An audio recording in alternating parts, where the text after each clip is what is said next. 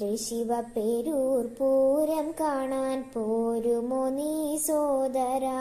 പൂരങ്ങൾ തൻ പൂരമല്ലേ, വേറെ എന്തിനെ കാണണം?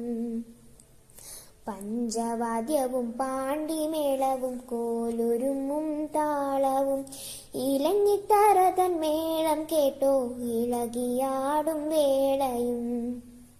മുപ്പതാനകളൊത്തു നിന്നതിൽ മാറ്റും കുടകൾ കാണണം. പൂരവെടിയുടെ ഘോഷം കാണാൻ പുലരുവോളം കാക്കണം. തിരുവമ്പാടിയും പാറമേലും തിരുപുറപ്പാടെത്തവേ